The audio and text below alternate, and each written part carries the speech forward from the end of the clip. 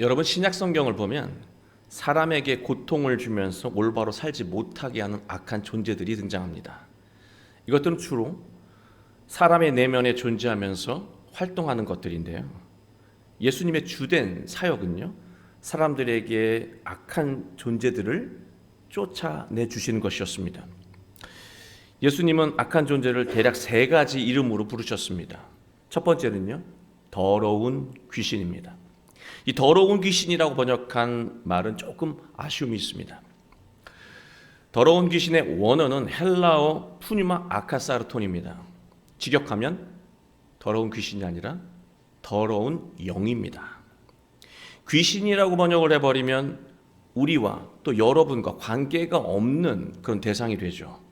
그러나 더러운 영이라고 번역을 하면은요, 우리와 깊은 관계가 있는 이름이 됩니다. 우리는 모두 올바르지 않은 더러운 영과 마음을 가지고 있고 매 순간 더러운 영에게 나쁜 영향을 받으며 살아가고 있습니다. 두 번째는 귀신인데요. 헬라어 원어를 보면 다이모니온입니다. 다이모니온은 영어의 디몬, 악마라는 말의 어원입니다. 악마는 우리 내면에 살면서 우리에게 나쁜 영향을 주죠. 세 번째는 사탄입니다. 사탄은 히브리어입니다. 적대자, 원수라고 하는 것이죠.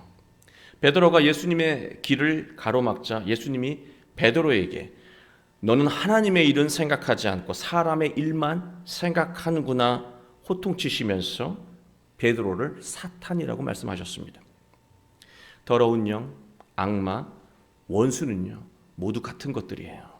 모두 우리 내면에 있는 것들입니다. 올바른 삶을 살기 위해서는 더러운 영, 악마, 사탄의 존재를 싸워 이겨야 합니다. 종교학자 베처러는 시면이라는 글에서 또 다른 이름 하나를 더 추가하는데요. 몬스터, 괴물입니다. 몬스터는 라틴어 몬스트로, 몬스트룸이라는 단어에서 온 말입니다. 보여주다, 가리키다라는 뜻인데요. 몬스터의 의미를 해석하면 경계를 손가락으로 가리키는 존재.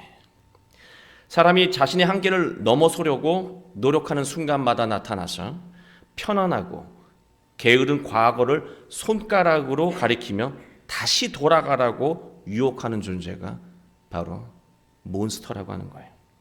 괴물인 것입니다. 사람이 성장하고 성숙해지려면 내면의 도사리는 몬스터와 싸워서 이겨야 하는 것입니다. 저자는 말합니다. 괴물의 실체는, 그 몬스터 실체는 다름 아닌 바로 여러분 자신입니다.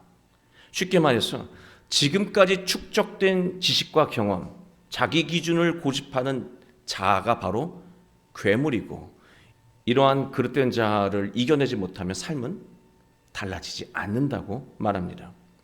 우리가 내면에 도사리는 더러운 영, 악마, 사탄, 괴물과 싸워서 이기는 유일한 길은요, 단 하나입니다. 믿음입니다. 예수님에 대한 확고한 믿음입니다. 믿음이 악한 영들의 속임수에 넘어가지 않게 만들고 올바른 삶을 살게 합니다. 그러나 믿음이 확고하지 않으면 조금만 어려움을 겪어도 쉽게 무너진다는 거예요. 반신반의, 반은 믿고 반은 의심하고 확고하지 않은 믿음이죠. 한 다리를 하나님에게 걸치고 다른 한 다리는 악한 영에 걸친 상태로 믿음 생활을 하면 아무것도 이루어지지 않는다는 거예요. 본문은 삶이 성장하고 성숙하기 위해서 어떤 믿음의 상태를 유지해야 하는지 분명하게 말하고 있습니다. 오늘 말씀을 통해서 믿음을 확고히 하고 내면의 악한 영들을 극복하며 계속해서 성장하고 성숙해지는 인생을 살아가시길 주님의 이름으로 축원합니다. 본문의 배경은 헤롯 아그리빠 왕 때였습니다. 그는 유대인들의 환심을 사기 위해서 어느 때보다 그리스도인들을 핍박했던 왕이었습니다. 12사도 중에 한 명인 요한의 형제 야고보가 참수당하는 상황이 벌어졌습니다. 유대인은요, 야고보가 처형당하는 것을 보고 기뻐했습니다. 사람이 죽는 것을 보면서 기뻐한다. 모두 제정신이 아닌 거예요. 사람들은 모두 자기 내면에 도사리는 탐욕, 미움과 같은 괴물에게 지배당하고 있었던 것입니다. 유대인의 열광적인 반응을 경험한 아그리파 왕은요, 더욱 욕심이 났습니다. 그 인기에 취한 거예요. 수속제자 베드로까지 감옥에 가두고 옥문을 철통같이 지켰습니다. 헤롯 아그리파는 죄인을 처형하지 않는 유월절을 지나고 난 이후에, 유월절에는 아무리 죄인이라도 처형하지 않는 게 유대인의 법이거든요. 따라서 유월절을 지나고 난 다음에 베드로를 처형할 계획을 가지고 있었습니다. 교회는 베드로를 위해서 하나님께 간절히 기도했습니다. 여러분, 사람이 위기에 빠졌을 때 제일 먼저 해야 하는 것은요, 다름 아닌 기도입니다. 왜 기도를 해야 하죠? 가장 기초적인 질문을 던진다면, 여러분, 사람이 위기를 만나면요, 강한 두려움을 느끼게 됩니다. 더러운 영, 악마, 사탄, 몬스터가 하는 일은요, 다른 게 아니에요. 두려움을 느끼게 하는 것입니다. 사람이 두려움에 지배당하게 되면은요, 영적인 감각이 마비됩니다. 하나님이 말씀하셔도 듣지 못하고, 구원의 길을 보여주셔도 보지 못합니다. 그게 두려움의 심각성이에요. 두려움은 하나님에 대한 믿음으로 이겨낼 수 있습니다. 믿음이 커지잖아요. 두려움은 더는 힘을 못 쓰게 됩니다. 믿음이 강해질수록 두려움은 힘을 쓰지 못해요. 믿음을 더하는 과정이 바로 기도입니다. 교인들이 베드로를 위해서 기도하는 거예요. 베드로 서다가 죽는다라고 하는 것은 두려움을 느낄 수밖에 없는 상황이었던 거예요. 헤롯 아그리파는 베드로를 가둔 옥문을 철통같이 지키도록 명령했습니다. 어느 정도로 삼엄하게 지켰냐면요, 6절을 보면 베드로는 사슬에 묶인 채 2명의 군인 사이에 있었고요, 파수꾼이 옥문을 지키고 있었습니다. 이 정도로 지키면은요, 탈출은 불가능한 거예요. 날이 밝으면 이제 베드로는 처형을 당해야 합니다. 이제부터 하나님이 놀라운 일을 시작하십니다. 하나님의 시간인 것이죠. 그리고 우리에게는 해석의 시간이 시작됩니다. 지금 이 말씀을 어떻게 해석할 것인가? 동화처럼 해석할 것인가? 아니면 오늘날 나에게 일어나는 일로 해석할 것인가? 해석이 이제 우리에게 주어졌습니다. 7절 한번 보실래요? 호련히 주의 사자가 나타나며 옥중에 광채가 빛나며 또 베드로의 옆구리를 쳐 깨워 이르되 급히 일어나라 하니 쇠사슬이 그 손에서 벗어지더라. 여기서 호련히라고 번역된 이두라고 하는 단어는요, 보라라고 하는 말이에요. 예수님께서 늘 보라 이렇게 말씀하면서 이야기를 시작했던 것을 우리는 기억합니다. 이 이두라고 하는 단어, 보라고 하는 이 단어는요, 눈으로 보라는 말이 아니에요. 영적으로 깨닫고 보라고 하는 거예요. 또 다르게 말하면 영적으로 깨달으면 보인다는 말이기도 해요. 영적으로 깨달으면 지금 누가 보이는가? 주의 사자죠. 앙겔로스 퀴리오, 주님의 천사입니다. 영적인 눈으로 보면 주님이 보내신 천사인 것을 깨닫게 된다는 것입니다. 우린 여기서 천사를 어떻게 해석해야 할지 고민에 빠지게 됩니다. 우리가 천사를 어떻게 해석하느냐에 따라서 이 말씀은 힘을 가질 수도 있고 힘이 빠질 수도 있습니다.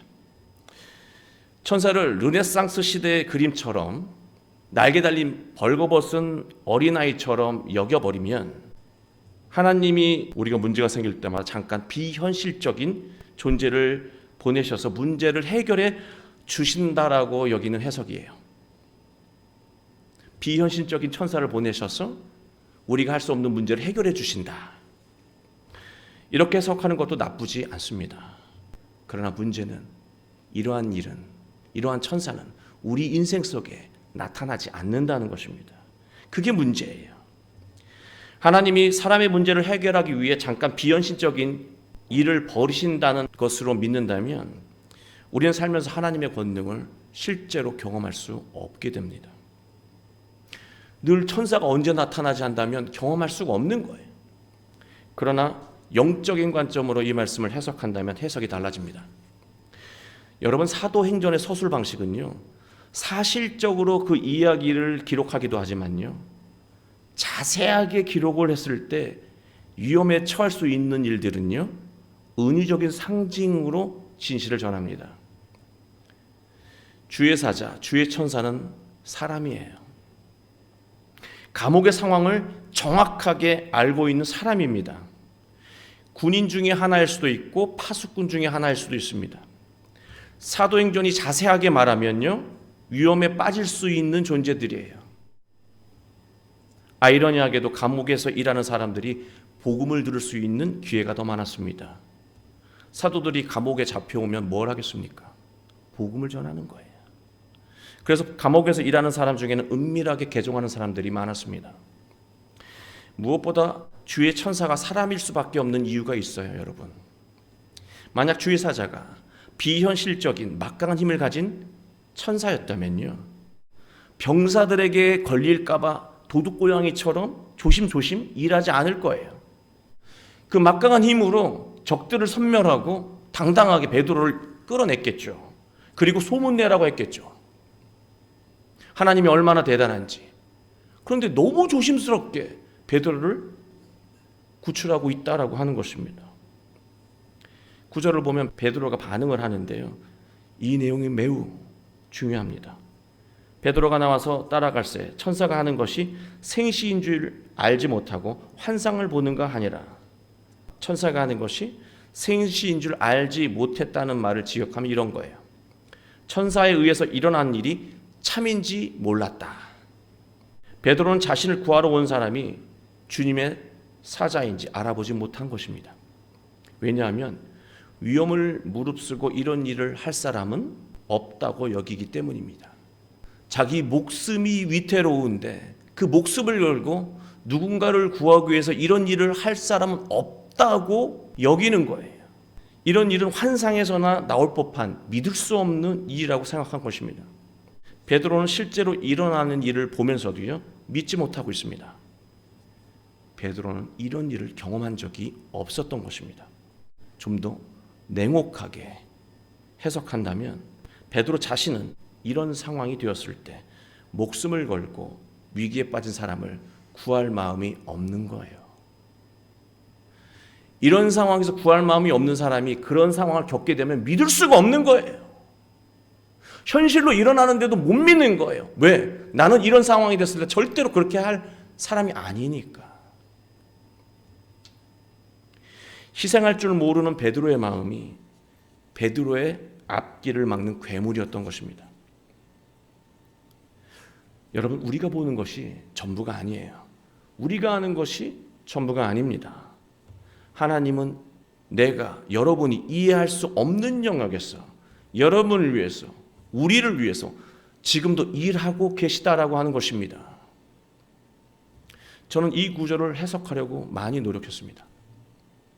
그 순간에 하나님은 저에게 이런 깨달음을 주셨습니다. 너는 대한민국이 어떻게 독립되었다고 생각하니? 독립운동가 때문에 독립이 되었다고 생각해? 아니다. 독립운동이 옳은 일이라고 믿고 자신의 전 재산을 독립자금으로 내어놓고 또 생명의 위험을 감수하고 독립군을 숨겨주고 도와줬던 수많은 우리의 국민들이, 너희의 조상들이 또 그들의 희생이 있었기 때문에 독립할 수 있었던 거야. 얘야, 사도들만 보지 말거라. 사도들이 복음을 전하고 교회를 지키는 역할을 할 수 있도록 자신을 희생했던 수많은 믿음의 성도들이 있었음을 기억하거라. 그게 더 기적이고 그게 더 감동적인 거예요. 비현실적인 천사가 나타나서 뚝딱뚝딱 구해주는 것은 오늘 21세기를 살아가는 우리에게 아무런 도움이 안 되는 말씀이에요. 우리가 생각하지 못한 영역에서 하나님 구원의 손길을 우리에게 내밀고 계시다라고 하는 거예요. 베드로를 구한 것은 베드로의 믿음이 아니에요. 그리스도의 복음으로 사는 것이 올바른 삶이라고 확고하게 믿었던 이름 모를 성도들의 고귀한 희생이 베드로를 구했고 초대 교회를 구한 것입니다. 여러분, 우리가 지금 살아가고 있는 것은요, 우리가 다 보지 못하고 알지 못하는 곳에서 여러분을 위해서 희생한 부모님의 헌신 때문이에요. 여러분을 사랑한 사람들 때문이에요. 그럼 우리는 믿음이 없어서 그것을 보지 못합니다. 내가 본 게 다 전부라고 생각하죠. 그래서 고마워해야 할 존재에게 제대로 고맙다는 말 한마디를 하지 못하고 살아가기도 합니다. 우리 교회가 사라지지 않고 지금까지 존재하고 있는 것은요, 자신의 소중한 시간을 쪼개서 예배드리고 헌신하고 희생했던 분들의 그 노고가 있었기 때문에 우리 교회가 존재하는 거예요. 우리는 올바른 믿음을 통해서 지금까지 보지 못했던 것을 보고 자신도 그렇게 교회를 사랑하고 섬겨야 하는 것입니다. 11절 볼까요? 베드로가 정신이 들어 이르되 내가 이제야 참으로 주께서 그의 천사를 보내어 나를 헤롯의 손과 유대의 백성의 모든 기대에서 벗어나게 하신 줄을 알겠노라. 베드로가 정신을 차렸어요. 각성한 거예요. 이 상황의 의미를 뒤늦게 깨달은 것입니다. 감옥에서 벗어난 베드로는요, 자신을 걱정하며 기도하고 있는 교회로 향했습니다. 그리고 교회 대문을 두드렸습니다. 13절을 보면 로데라고 하는 여자아이가 베드로를 영접하러 나왔습니다. 14절을 보면 로데는 베드로의 음성인 줄 알고 기뻐합니다. 얼마나 기뻐했는지 문을 열어주는 것을 잊고요, 이 기쁜 소식을 기도하고 있는 어른들에게 전하려고 달려갔습니다. 베드로 사도가 살아 돌아왔습니다. 그러나 놀라운 것은 교인들의 반응입니다. 15절 그들이 말하되 네가 미쳤다 하나 여자아이는 힘써 말하되 참말이라 하니 그들이 말하되 그러면 그의 천사겠지 라고 말하고 있어요. 베드로를 구해달라고 하나님께 기도했잖아요. 기도대로 응답해 주셨잖아요. 그런데 왜 사람들은 믿지 못하는 것일까? 우리는 이런 마음이 있죠. 하나님은 다 하실 수 있어. 그러나 아무리 하나님이라도 철통 같은 감옥에서 베드로를 구할 수는 없다고 여긴 거예요. 이들은 기도하면서도 하나님의 능력을 제한하고 있습니다. 우리는 하나님이 전지전능하다고 고백하면서 실제로는 하나님의 무한한 능력을 믿지 못할 때가 많습니다. 아무리 하나님이라도 이러한 믿음은요, 하나님의 놀라운 권능을 경험하지 못하게 만드는 내면의 적이라고 하는 거예요. 중요한 순간마다 우리를 무기력하게 만드는 내적인 괴물이라고 하는 것입니다. 이렇게 부실하게 기도했는데도 하나님이 기도를 들어주신 이유는 무엇일까요? 하나님은 두려움에 짓눌려 있는 교인들에게 하나님의 무한한 능력이 무엇인지 보여주고 싶었던 거예요.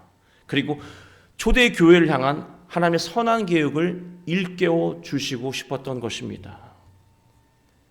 18절 날이 밝자 베드로가 사라진 것을 보고 감옥에서 소동이 일어났습니다. 19절을 보면은요, 헤롯이 그를 찾지도 보지도 못하며 파수꾼을 신문하고 죽이라고 명했다고 기록하고 있습니다. 여러분 하나도 안 이상하시죠? 전 이상합니다. 왜 군인은, 오히려 군인은 베드로 양 옆에 있었는데, 더 가까이 있었는데 왜 군인은 신문하지 않았을까? 왜 파수꾼만 신문하고 죽이라고 했을까? 저는 19절을 읽으면서 묵상하면서 깨달은 것이 있었습니다. 주님이 보내신 앙겔로스, 천사는요, 바로 파수꾼이었습니다. 사도행전은 파수꾼의 숭고한 희생을 조용히 기록하고 있는 거예요. 사랑하는 교회 여러분, 올바른 삶을 살기 위해서는 하나님에 대한 확고한 믿음이 필요합니다. 그렇지 않으면 우리 내면에 도사리는 더러운 영, 악마, 사탄, 괴물이 우리의 영혼과 삶을 집어삼키기 때문입니다. 하나님 우리가 보지 못하고 알지 못하는 영역에서도 우리를 구하기 위해서 지금도 최선을 다하고 계시다는 것입니다. 그리고 아무리 하나님이라도라는 그럴 때 믿음을 버려야 합니다. 하나님은 전지전능하신 분입니다. 하나님이 마음을 먹으시면 우리가 어떤 상황에 있더라도 선한 길로 인도하신다는 거예요. 우리가 무능하면 능력이 있는 사람을 보내주시고, 우리가 믿음이 부족하면 믿음이 깊은 사람을 보내주신다는 거예요. 이러한 하나님을 믿고 선한 소망을 가지시기 바랍니다. 확고한 믿음으로 기도하시기 바랍니다. 하나님은 반드시 여러분의 선한 소망을 이루어 주실 것입니다. 매 순간 하나님을 향한 믿음을 더하며 하나님의 능력을 경험하고 복된 인생을 살아가게 되시길 주 예수 그리스도의 이름으로 축원합니다.